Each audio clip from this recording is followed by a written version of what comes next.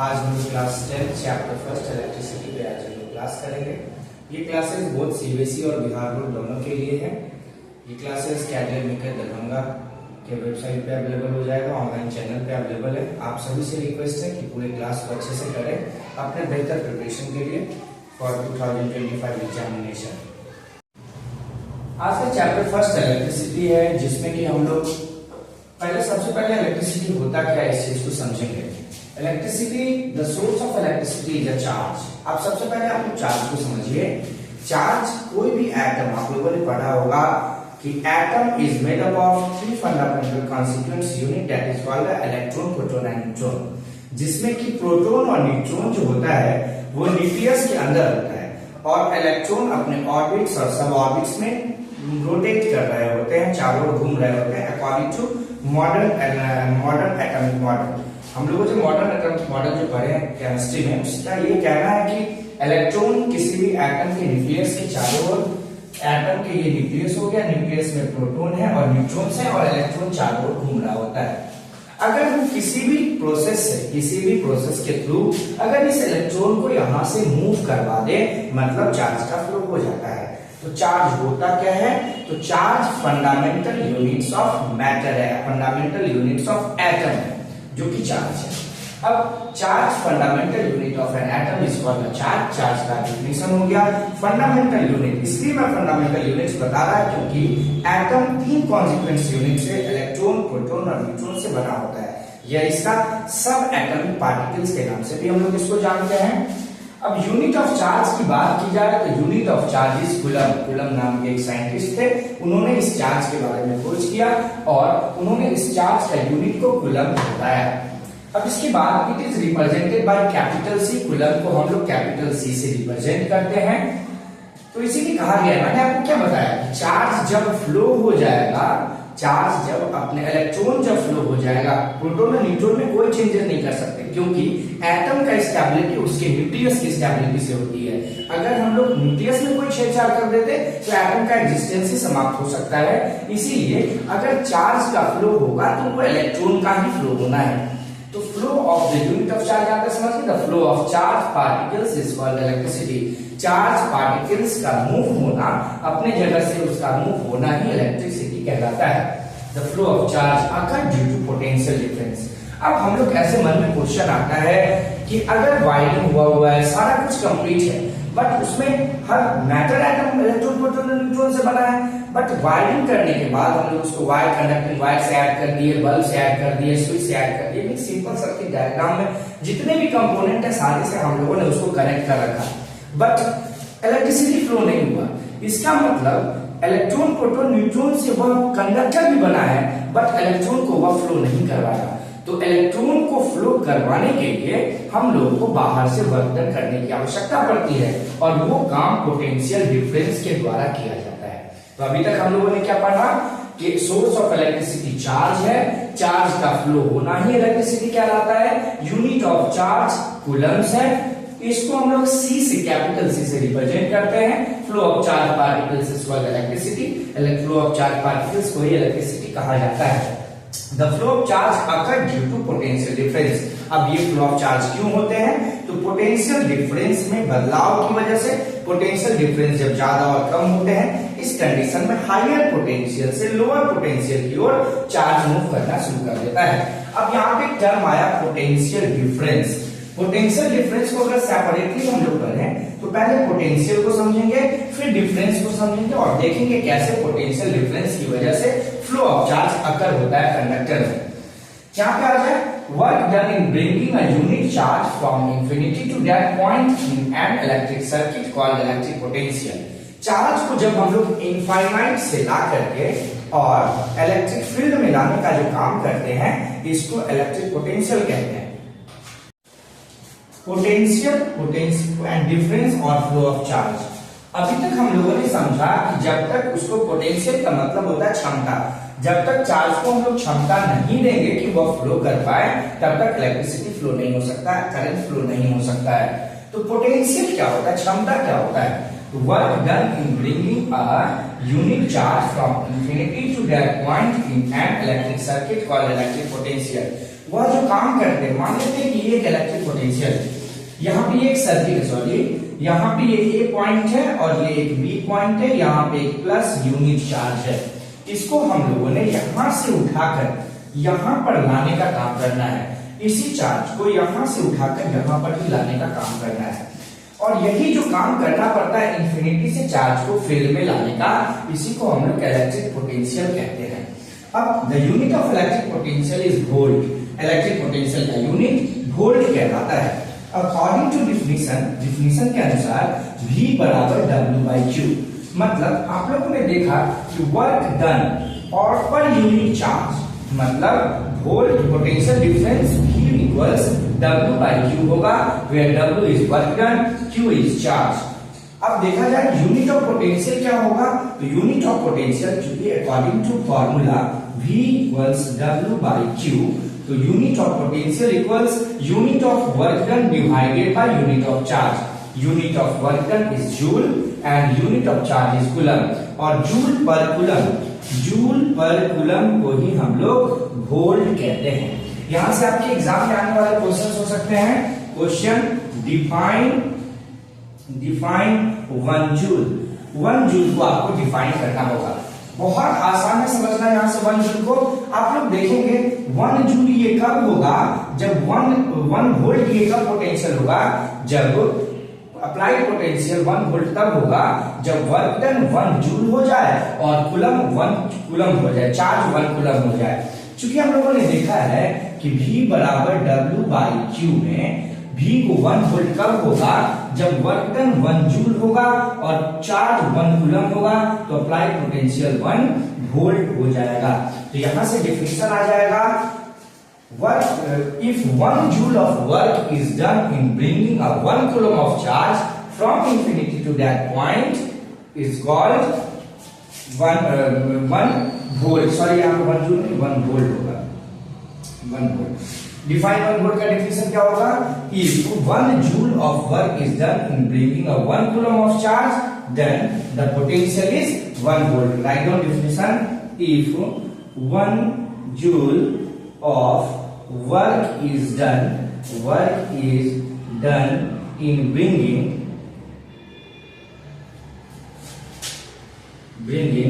1 coulomb of charge,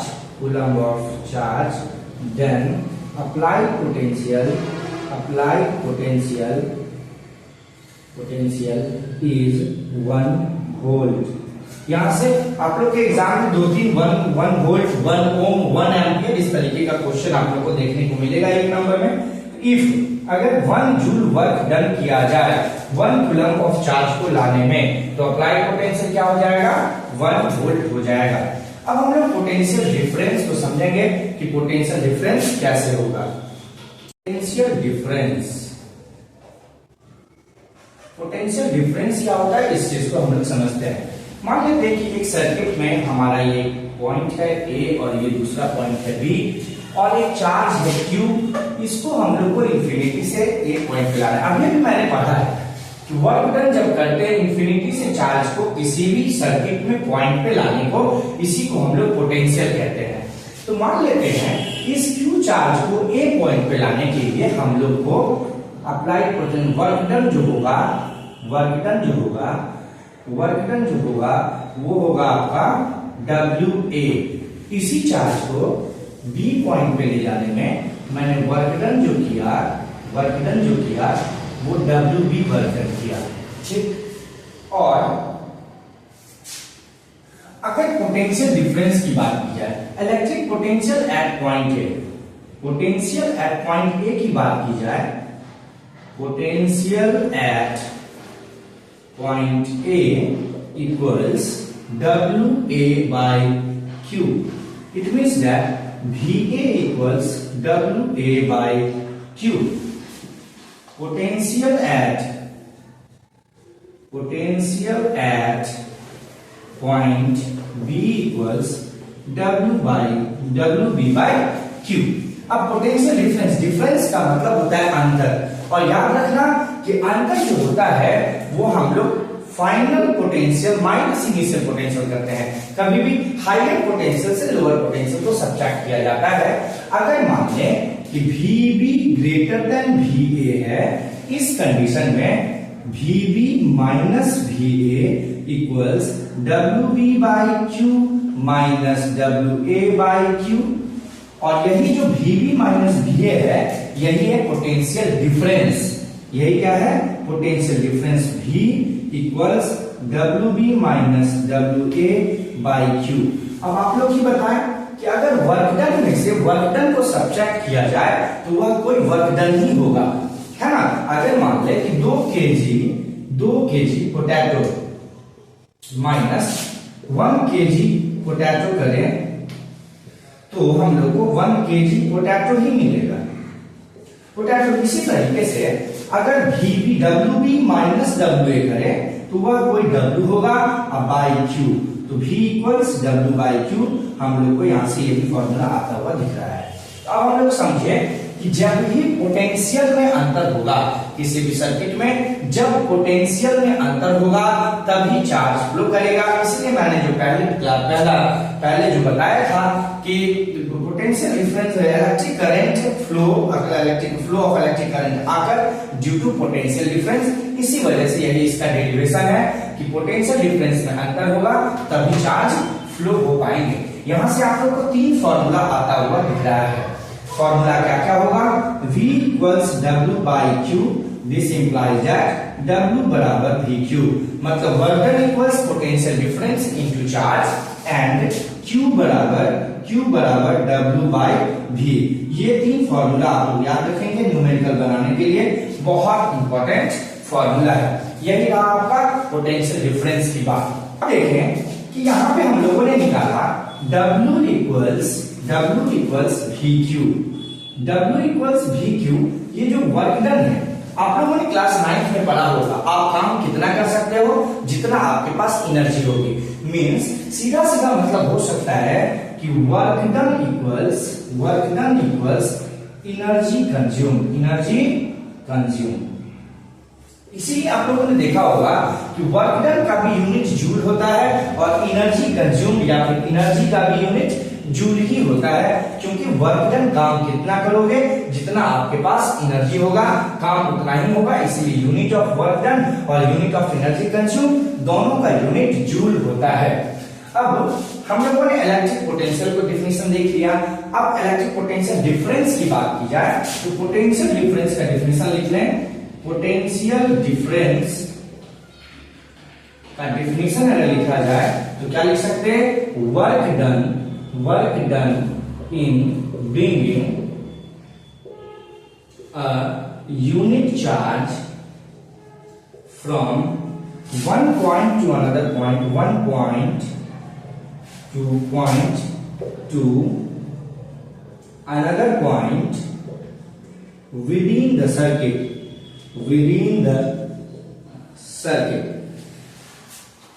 थोड़ा सा compare करके देखें तो इलेक्ट्रिक पोटेंशियल का मैंने डिफिनेशन लिखवाया था, work done in bringing a unit charge from infinity two point.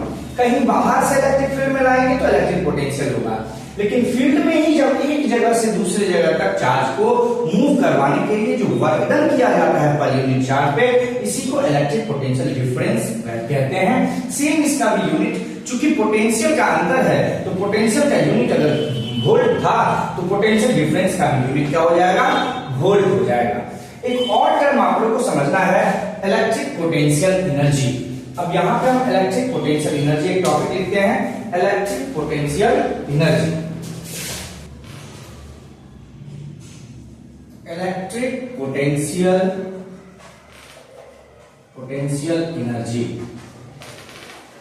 Electric potential energy. अब देखें हमने बताया कि काम करना पड़ेगा चार्ज को मूव करवाने के लिए, तो उसी को पर यूनिट चार्ज पे जो काम करना पड़ेगा तो उसको इलेक्ट्रिक पोटेंशियल कहते हैं। अब काम करने के लिए एनर्जी की आवश्यकता पड़ेगी, तो energy required for moving a charge from one point two another point in an electric circuit called electric potential energy. अब काम करना पड़ेगा तो काम करने के लिए एनर्जी की आवश्यकता पड़ेगी। मैंने आप लोग को फॉर्मूला से ही समझाया था, V equals W by Q, तो W इक्वल्स VQ आ जाता है फॉर्मूला। तो ये जो वर्क डन है, ये वर्क डन कितना होगा? जितना एनर्जी कंज्यूम होगा। तो इसीलिए हम लोग इलेक्ट्रिक पोटेंशियल एनर्जी को यू से, कैपिटल यू से इसको डिनोट किया जाता है, यू से डिनोट करते हैं। तो जब W इक्वल्स वी क्यू तो U इक्वल्स भी वी क्यू ही होगा, U इक्वल्स वी क्यू होगा, जहां U क्या है, पोटेंशियल एनर्जी, पोटेंशियल एनर्जी है, और V है आपका पोटेंशियल, और Q जो है ना चार्ज। अब इसको डिफाइन कर सकते हैं, energy required, energy required for moving a charge from one point two another point within a circuit, within a circuit called potential energy, is called potential energy। मैंने क्या बताया, एनर्जी रिक्वायर्ड, एनर्जी जो चाहिए किसके लिए, चार्ज को move करवाने के लिए, कहां से कहां तक, एक जगह से दूसरी जगह तक, कहां पे, सर्किट में। इसी को हम लोग क्या बोल देते हैं, पोटेंशियल एनर्जी बोल देते हैं। तो पोटेंशियल एनर्जी का फॉर्मूला क्या होगा, W equals U equals we Q, मतलब वर्क डन बराबर एनर्जी बराबर V इंटू क्यू, मतलब पोटेंशियल इंटू चार्ज होता है। इस चीज को भी आप लोग याद रखेंगे। और यूनिट की बात की जाए तो unit of potential energy equals joule, unit of potential energy को जूल से हम लोग डिनोट करते हैं। क्यों, क्योंकि वर्क डन और एनर्जी, मैंने पहले ही बताया वर्क कितना करोगे जितना एनर्जी होगा, इसीलिए वर्क का जो यूनिट होगा वह एनर्जी का भी यूनिट होगा, और वह यूनिट जूल हो जाएगा। अब फ्लो ऑफ चार्ज की बात करते हैं। अब मैंने देखा, एक सीरीज में समझा, चार्ज को समझ लिया। चार्ज क्या है, फंडामेंटल यूनिट है मैटर का। क्यों फंडामेंटल यूनिट है, क्योंकि हम लोगों ने देखा है कि मॉडर्न एटॉमिक थ्योरी के अनुसार एटम के न्यूक्लियस में प्रोटॉन और न्यूट्रॉन होते हैं, इलेक्ट्रॉन चारों ओर घूम रहा होता है, और प्रोटॉन और न्यूट्रॉन में कोई छेड़छाड़ नहीं की जा सकती है, क्योंकि एटम का एग्जिस्टेंस उसके न्यूक्लियस के एग्जिस्टेंस पे डिपेंड करता है। तो एटम के न्यूक्लियस में अगर छेड़छाड़ करेंगे तो एटम के एग्जिस्टेंस पे खतरा आ जाएगी। तो छेड़छाड़ जो पॉसिबल है वो पॉसिबल है इलेक्ट्रॉन के साथ। तो इलेक्ट्रॉन को जब हम एटम से फ्लो करवा देते हैं, इसका मतलब कि चार्ज फ्लो हो गया, और वह कौन सा चार्ज है, तो वह इलेक्ट्रॉन का फ्लो है। अब एक और इंफॉर्मेशन आपको साथ साथ मैं देता जाऊं न्यूमेरिकल के लिए, कि एक कूलम, वो एक इलेक्ट्रॉन पे 1.6 इंटू 10 का पावर -19 कूलम चार्ज होता है। लेकिन याद रखना ये नेगेटिव होता है। एक प्रोटॉन पे +1.6 इंटू 10 का पावर -19 कूलम चार्ज होता है। इस चीज को भी आप लोग याद रखेंगे। मतलब एक इलेक्ट्रॉन पे -1.6 इंटू 10 का पावर -19 कूलम, एक प्रोटॉन पे +1.6 इंटू 10 का पावर -19 कूलम चार्ज होता है। मैंने बताया फ्लो ऑफ चार्ज क्यों होता है, पोटेंशियल डिफरेंस के डिफरेंस की वजह से होता है, पोटेंशियल अंतर की वजह से फ्लो ऑफ चार्ज होता है ना। फिर हम लोगों ने इलेक्ट्रिक पोटेंशियल को समझा, वह जो काम करना पड़ेगा चार्ज को इंफिनिटी से फील्ड में लाने का, उसको हम लोग इलेक्ट्रिक पोटेंशियल कहते हैं। काम जो करना पड़ेगा चार्ज को फील्ड में एक जगह से दूसरी जगह तक घुमाने में, उसको हम लोग इलेक्ट्रिक पोटेंशियल डिफरेंस कहते हैं। और वह जो काम करने के लिए एनर्जी की आवश्यकता होगी कि चार्ज फ्लो करे one point two another point, इसको हम लोग इलेक्ट्रिक पोटेंशियल एनर्जी कहते हैं। अब हम लोग देखेंगे कि चार्ज फ्लो होता कैसे है। याद रखना, फ्लो ऑफ चार्ज की अगर बात की जाए, फ्लो ऑफ चार्ज की अगर बात की जाए, तो फ्लो ऑफ चार्ज हर हमेशा higher potential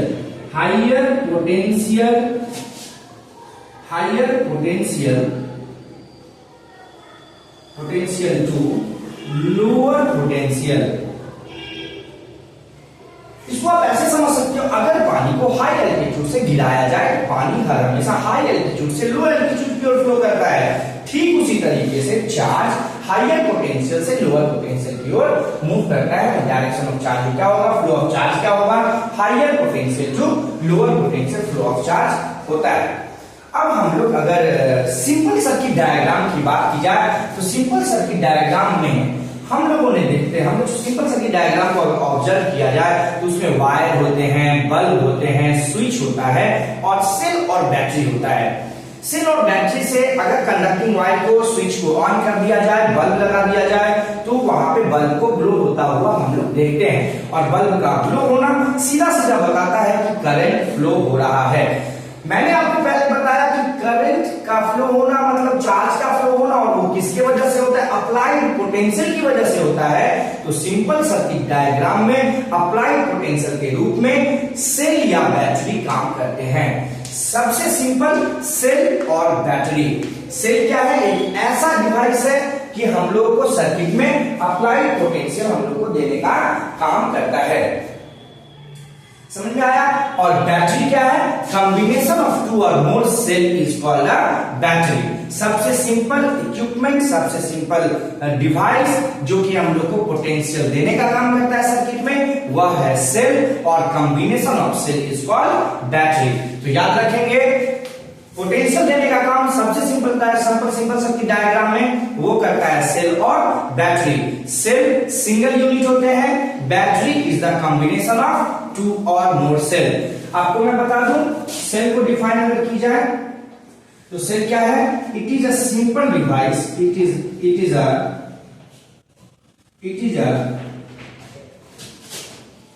simple electrical component used to provide potential to the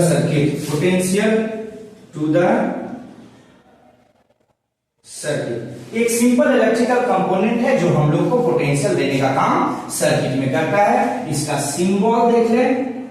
symbol की अगर बात की जाए तो ये बड़ा वाला और ये छोटा वाला टर्मिनल, इस तरीके का इसका पॉजिटिव और नेगेटिव से हम लोग डिनोट करते हैं।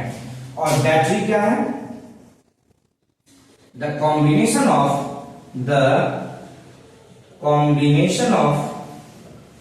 Cell is are called battery. Battery क्या है? कॉम्बिनेशन ऑफ सेल है। जैसे ये एक सिंगल यूनिट सेल हुआ, अगर इसी को हम लोग दो या दो से ज्यादा सेल को आपस में जोड़ दिया जाए तो इसी को हम लोग क्या बोलते हैं? बैटरी बोलते हैं। इसी को क्या कहा जाता है? बैटरी कहा जाता है। यहां तक सबको समझ में आया? फिर से मैं रिकैप करवा दूं तो पोटेंशियल चार्ज के फ्लो की वजह से करंट। चार्ज क्या है? फंडामेंटल यूनिट ऑफ मैटर है। फंडामेंटल यूनिट ऑफ मैटर क्यों है? क्योंकि every atom electron, proton, neutron से बना हुआ है। चार्ज का फ्लो होना मतलब इलेक्ट्रॉन का फ्लो होना क्यों होता है? क्योंकि एटम के न्यूक्लियस में प्रोटॉन और न्यूट्रॉन होते हैं जिसको छेड़छाड़ नहीं किया जा सकता। इलेक्ट्रॉन बाहर वाले ऑर्बिट में होते हैं तो हम लोग अप्लाइड पोटेंशियल करके इलेक्ट्रॉन को मूव करवा सकते हैं, और इलेक्ट्रॉन का मूव करना ही चार्ज का मूव होता है, और उसी को हम लोग इलेक्ट्रिक करंट कहते हैं, इलेक्ट्रिसिटी कहते हैं। पोटेंशियल डिफरेंस को मैंने समझाया, इलेक्ट्रिक पोटेंशियल को मैंने समझाया, एक फॉर्मूला बताया, V इक्वल्स W/Q मैंने फॉर्मूला बताया था। फिर वहां से W इक्वल्स VQ मैंने फॉर्मूला बताया, वर्क डन वहां से निकाले थे, और वर्क डन एनर्जी के बराबर होता है, क्योंकि काम जितना करोगे उतना ही आपके पास एनर्जी रहेगा, उतना ही काम होगा। तो एनर्जी, वहां से इलेक्ट्रिक पोटेंशियल एनर्जी को मैंने डिफाइन करवाया। इलेक्ट्रिक पोटेंशियल एनर्जी क्या था? तो एनर्जी जो चाहिए चार्ज को मूव करवाने के लिए एक पॉइंट से दूसरे पॉइंट तक सर्किट में, उसको इलेक्ट्रिक पोटेंशियल एनर्जी कहते हैं। तो W equals U equals VQ है ना। फिर unit of potential energy joule होता है। क्यों? क्योंकि वर्क डन का यूनिट जूल, तो एनर्जी का भी यूनिट जूल ही होगा। फ्लो ऑफ चार्ज में क्या याद रखना है? चार्ज हमेशा हायर पोटेंशियल से लोअर पोटेंशियल की ओर फ्लो करता है। सिंपल सर्किट डायग्राम में सबसे सिंपल, जिसमें कंडक्टिंग वायर हो, बल्ब हो, स्विच हो, बैटरी और सेल हो, तो सेल और बैटरी अप्लाइड पोटेंशियल देने का काम सर्किट में करता है। फ्लो ऑफ सेल क्या है? तो यह एक सिंपल इलेक्ट्रिकल कंपोनेंट है जिसको कि यूज किया जाता है पोटेंशियल प्रोवाइड करना सर्किट में। इसका सिंबल एक बड़ा वाला है, एक छोटा वाला है, बड़ा वाला पॉजिटिव, छोटा वाला नेगेटिव। बैटरी क्या है? The combination of cell are called battery. Cell के combination of cells are called battery. Are called battery, combination जो सेल्स के होते हैं उसी को हम लोग बैटरी कहते हैं, दो या दो से ज्यादा, है ना। सेल के कॉम्बिनेशन को बैटरी कहा जाता है। अब जो चैप्टर आगे बढ़ेगा वो पढ़ना है हम लोग इलेक्ट्रिक करंट, और इसी पॉइंट से हम लोग इस चैप्टर को आगे बढ़ाते हैं।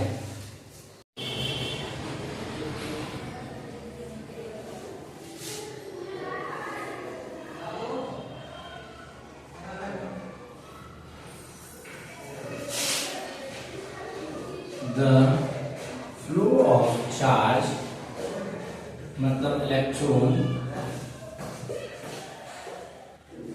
per unit, flow of charge per unit time is called electric current. Electric current. Flow of charge per unit time is called electric current. Charge जब फ्लो होंगे पर यूनिट टाइम में तो उसको इलेक्ट्रिक करंट कहा जाता है। According to definition,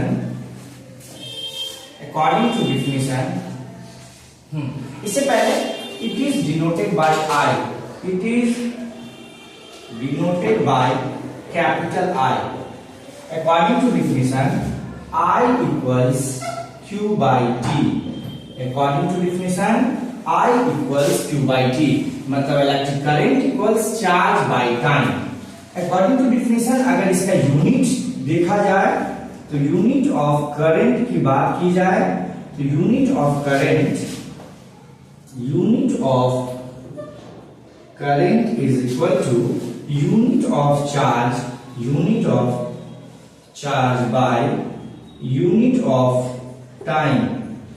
चूंकि unit of charge coulomb है, unit of charge time second है, कूलम पर सेकेंड को ही हम लोग एम्पियर कहते हैं, कूलम पर सेकेंड को ही हम लोग एम्पियर कहते हैं।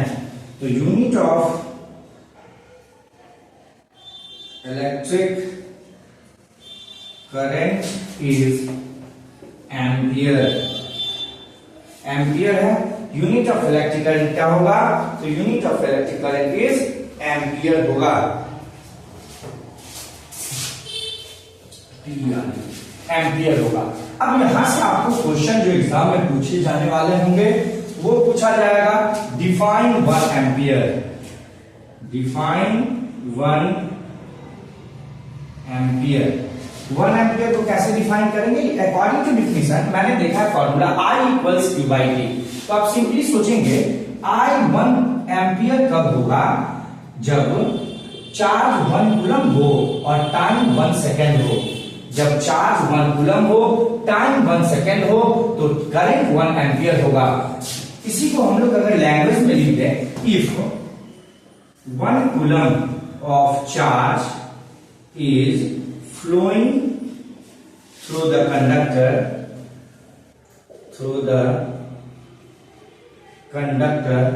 for 1 second, then the current is 1 ampere। Current का 1 एम्पियर सिंपली सी बात है, करंट को 1 एम्पियर होने के लिए चार्ज को 1 कूलम होना होगा, टाइम को 1 सेकेंड होना होगा। तो 1 ampere current is equal to 1 coulomb charge by 1 second. इसी को मैंने लैंग्वेज में लिख दिया, if 1 coulomb of charge is flowing through the conductor for 1 second then the current is 1 ampere. 1 ampere current का यही डिफिनीशन होगा। अब अगर हम लोग करंट को फ्लो करवा दिए तो हम लोग के लाइफ में जितने भी ऑब्जेक्ट को आप लोग ऑब्जर्व करते हैं, 2 तरीके के ऑब्जेक्ट होते हैं, या तो वो इलेक्ट्रिसिटी को कंडक्ट करेगा या तो इलेक्ट्रिसिटी को कंडक्ट नहीं करेगा। बट इंफॉर्मेशन के लिए बता दें, अगर हम लोग ऑर्डिनरी कंडीशन में चले जाएं तो इंसुलेटर को भी कंडक्टर बनाया जा सकता है। बट अगर सब्सटेंस का डिस्ट्रीब्यूशन इलेक्ट्रिकल कंडक्टिविटी के बेसिस पे की जाए तो there are 2 types of substance, one is conductor and another is insulator, one is conductor and another is insulator। तो अब हम लोग कंडक्टर और इंसुलेटर के डिफिनेशंस को समझेंगे, उसके एग्जांपल को समझेंगे और क्यों कंडक्टर इलेक्ट्रिसिटी को कंडक्ट करता है इस चीज के बारे में समझेंगे, और क्यों इंसुलेटर इलेक्ट्रिसिटी को कंडक्ट नहीं कर पाता, इस चीज का भी क्वेश्चन का आंसर आप लोग को पता चल जाएगा। देखें, सबसे पहला जो हम लोग लिखते हैं वो लिखते हैं कंडक्टर। कंडक्टर क्या है? The substance that allow electric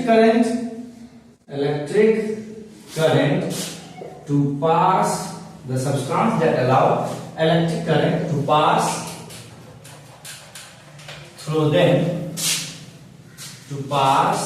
them easily called conductor. ऐसा सब्सटेंस जो इलेक्ट्रिसिटी को पास करवा दे आसानी से, उसको हम लोग कंडक्टर कहते हैं। एग्जाम्पल में क्या होगा? एग्जाम्पल में iron, copper, aluminium, zinc etc। जिसमें याद रखना silver is the best conductor. Silver को बेस्ट कंडक्टर कहा जाता है क्योंकि ये बहुत आसानी से इलेक्ट्रिसिटी को कंडक्ट कर देता। दूसरा point insulator,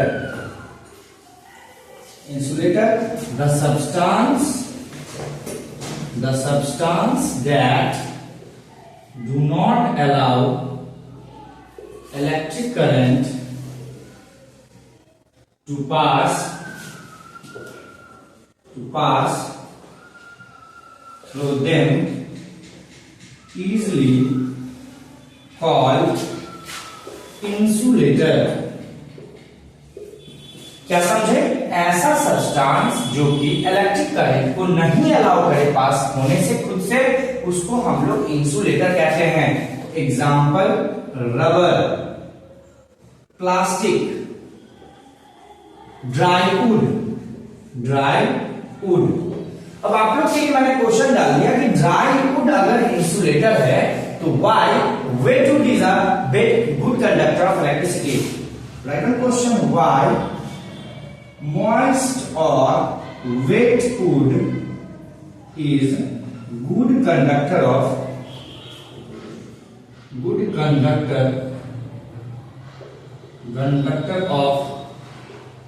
electricity। Why moist or wet wood is good conductor of electricity? आप लोग इसका आंसर जरूर बनाएंगे, जरूर लिखने का कोशिश करेंगे। याद रखना, अब कंडक्टर इंसुलेटर की बात बता रहे हैं तो आप लोग को कुछ एक्स्ट्रा इंफॉर्मेशन देते जाएं। याद रखेंगे सॉलिड के केस में फ्री इलेक्ट्रॉन या mobile electron are responsible for charge carrier. Liquid के केस में ions are responsible for conductivity। और अगर गैस है तो गैस का दो कंडीशन, मॉइस्ट या फिर ड्राई। मॉइस्ट के लिए आयंस एंड ड्राई के लिए इलेक्ट्रॉन। ये एग्जाम के लिए आप लोगों को केमिस्ट्री में बहुत ज्यादा इंपॉर्टेंट होगा। क्वेश्चन पूछ देता है why iron is a good conductor of electricity but plastic do not conduct electricity, explain. इसका आंसर क्या होगा? Iron is a good conductor of electricity because it contain free electron. Free electron ऐसा electron जो कि movable हो, जो कि move कर जाए, थोड़े से पोटेंशियल मिलने पे अगर वह मूव कर जाए मतलब वो कंडक्टर है। और इंसुलेटर रबर क्यों है? Because it do not contain free electron, इसके पास मोबाइल इलेक्ट्रॉन मतलब मूवेबल इलेक्ट्रॉन नहीं है, इसीलिए plastic do not conduct electricity. मैंने ये केमिस्ट्री और फिजिक्स दोनों के लिए कॉमन बात बताया। आप लोग आगे कंपाउंड केमिस्ट्री में भी पढ़ोगे तो वहां पे दिया जाएगा कि क्यों ये सॉल्यूशन इलेक्ट्रिसिटी को कंडक्ट नहीं करता। तो जैसे ही आपको लिक्विड का सेंस आए इलेक्ट्रिसिटी कंडक्ट करता है मतलब आयंस होगा, इलेक्ट्रिसिटी कंडक्ट नहीं करता है मतलब फ्री आयंस नहीं होगा। ऐसा मैंने आप लोगों को इंफॉर्मेशन बताया है। अब कुछ इलेक्ट्रिकल कंपोनेंट के बारे में हम लोग को पढ़ना है। जैसे कि अभी तक हम लोगों ने देखा पोटेंशियल बढ़ा, पोटेंशियल दिए, करंट फ्लो हुआ। अब दो इक्विपमेंट के बारे में आप लोगों को पढ़ना है जो कि एक इक्विपमेंट पोटेंशियल को मेजर करने का काम करेगा और दूसरा इक्विपमेंट जो होगा, दूसरा जो इंस्ट्रूमेंट होगा इलेक्ट्रिकल इंस्ट्रूमेंट वो आपका करंट को मेजर करने का काम करेगा। तो electric circuit and measuring instrument की अगर बात की जाए तो इसमें आप लोगों को दो इंस्ट्रूमेंट के बारे में डिटेल पढ़ना है। इससे क्वेश्चन भी एग्जाम में खूब सारा आते हैं। एक पढ़ना है वोल्टमीटर और एक पढ़ना है आमीटर। आपका जो टॉपिक होगा वोल्टमीटर एंड आमीटर का टॉपिक होगा। इसमें 2-3 क्वेश्चन बनता हुआ आता है। आप लोग अगर क्वेश्चन पूछा जाए, क्वेश्चन कैसे आते हैं, तो क्वेश्चन आता है why voltmeter is always connect parallel to a circuit and why ammeter is always connect in a series to a circuit। इस क्वेश्चन को बाद में करेंगे। सबसे पहले हम लोग सीरीज और पैरेलल कॉम्बिनेशन को पहले समझ लें, फिर हम लोग समझ पाएंगे कि कैसे हम लोग इंस्ट्रूमेंट को ऐड करेंगे सर्किट में, कैसे क्यों पैरेलली वोल्टमीटर को ऐड किया जाता है, क्यों आमीटर को पैरेलली ऐड नहीं किया जाता है। तो आज की क्लास में हम लोगों ने कंडक्टर और इंसुलेटर तक को पढ़ा है। नेक्स्ट क्लास जो होगा वो आपका इलेक्ट्रिकल इंस्ट्रूमेंट का होगा। आप लोग जितने सारे बच्चे इस वीडियो को देख रहे हैं वो इलेक्ट्रिकल मेजरिंग इंस्ट्रूमेंट वोल्टमीटर और आमीटर के बारे में डिटेल आप लोग पढ़ेंगे। वोल्टमीटर और आमीटर को कैसे कनेक्ट करना है सर्किट में, इसके बारे में आप लोग पढ़ेंगे। और फिर इस चैप्टर का सबसे इंपॉर्टेंट टॉपिक, जिससे कि खूब सारा क्वेश्चन हर सेट में आप लोग को देखने को मिलेगा, ओम्स लॉ का क्लास होगा।